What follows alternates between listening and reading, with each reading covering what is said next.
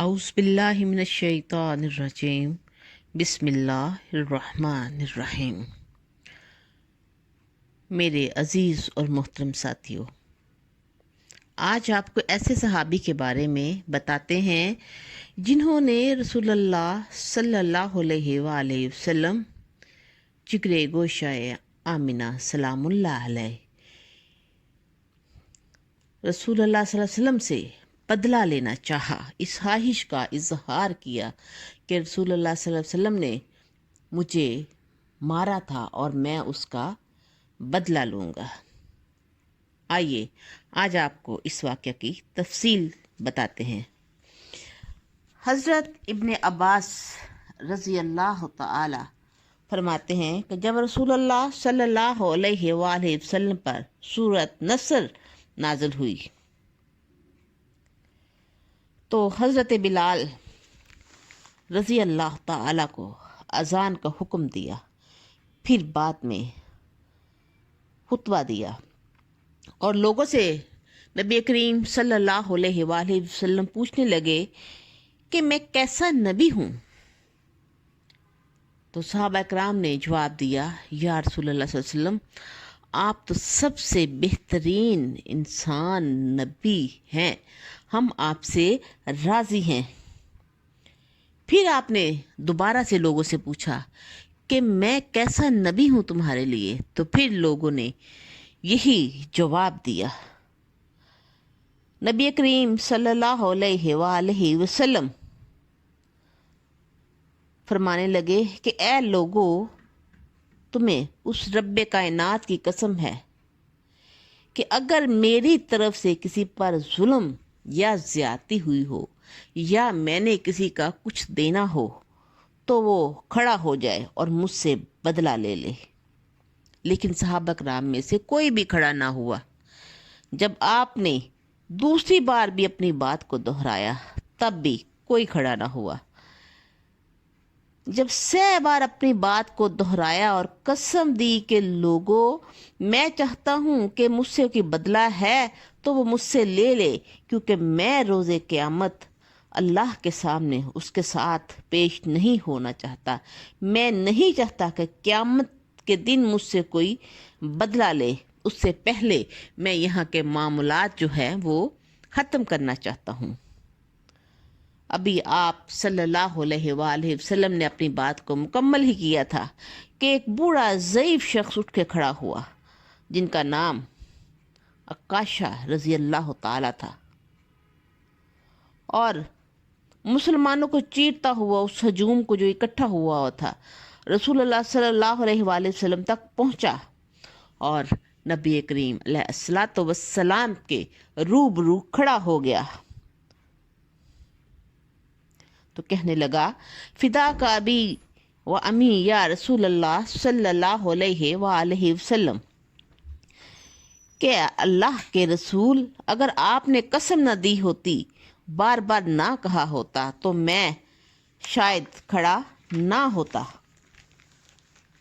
پھر وہ کہنے لگے کہ ایک غزوہ تھا، میں اس میں آپ کے ساتھ تھا، تو میری اونٹنی آپ کی اونٹنی کے برابر آ گئی۔ جب سفر واپسی شروع ہوا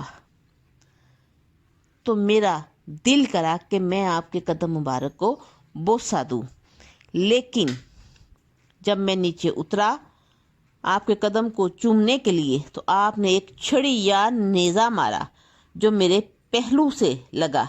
مجھے نہیں معلوم کہ وہ چھڑی آپ نے مجھے ماری تھی یا اونٹنی کو، لیکن وہ مجھے ہی لگی۔ آپ صلی اللہ علیہ وآلہ وسلم فرمانے لگے، اللہ کے جاہ و جلال کی قسم، خدا کا رسول، خدا کا محبوب خود کبھی بھی کسی کو جان بوجھ کے نہیں مار سکتا۔ پھر حضرت بلال سے کہنے لگے، جاؤ میری فاطمہ سے، میری شہزادی سے ایک چھڑی یا نیزہ لے آؤ۔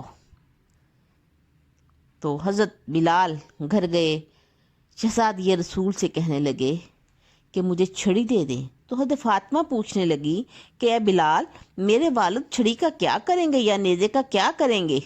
تو حضرت بلال کہنے لگے، اے شہزادی کائنات رسول اللہ صلی اللہ علیہ وآلہ وسلم دنیا کو چھوڑنے کی بات کر رہے ہیں اور اپنا بدلہ دے رہے ہیں۔ فاطمہ رضی اللہ تعالی فرمانے لگی کہ کس کا دل چاہے گا کہ بلال کے حضور صلی اللہ علیہ وآلہ وسلم سے بدلہ لے؟ کہنے لگی حضرت فاطمہ بلال سے کہ آپ رسول اللہ صلی اللہ علیہ وآلہ وسلم کے سامنے کھڑے ہو جائیے گا اور کسی کو بدلہ نہ لینے دیجیے گا۔ آپ صلی اللہ علیہ وآلہ وسلم کے سامنے وہ چھڑی پیش کی گئی تو آپ نے وہ چھڑی حضرت عکاشہ کو پکڑا دی۔ جیسے ہی حضرت عکاشہ نے وہ چھڑی پکڑی، عمر فاروق صدیق اکبر کھڑے ہو گئے اور کہنے لگے اے عکاشہ ہم تمہارے سامنے کھڑے ہیں، ہم سے بدلہ لے لو، لیکن رسول اللہ صلی اللہ علیہ وآلہ وسلم کو کسی قسم کی تکلیف مت پہنچاؤ۔ رسول اللہ صلی اللہ علیہ وآلہ وسلم ان سے کہا کہ آپ بیٹھ جاؤ، تم لوگوں نے حق ادا کر دیا ہے۔ پھر علی کھڑے ہو گئے، وہ بھی کہنے لگے کہ یہ میرے والد کی جگہ پہ ہیں اور میں ان کا چچا زاد بھائی بھی ہوں، اے عکاشہ مجھ سے بدلا لو، جو کرنا ہے تم میرے ساتھ کرو۔ رسول اللہ صلی اللہ علیہ وآلہ وسلم نے ان کو بھی بٹھا دیا۔ پھر حسنین کریمین سیدنا حسن سیدنا حسین وہ کھڑے ہو گئے اور کہنے لگے اے عکاشہ ہم رسول اللہ صلی اللہ علیہ وآلہ وسلم کے نواسے ہیں، ان کی جان ہے، ان کا خون ہے، تم نے جو بھی سلوک کرنا ہے ہمارے ساتھ کر لو، اس سے بڑھ کے کرنا چاہو تو ہمارے ساتھ اس کا بدلہ لے لو۔ لیکن نبی کریم صلی اللہ علیہ وآلہ وسلم نے سب کو بٹھا دیا اور کہا تم سب لوگوں نے اپنی محبت کا حق ادا کر دیا ہے، اور کہنے لگے اے عکاشہ چلو پھر بدلہ لے لو۔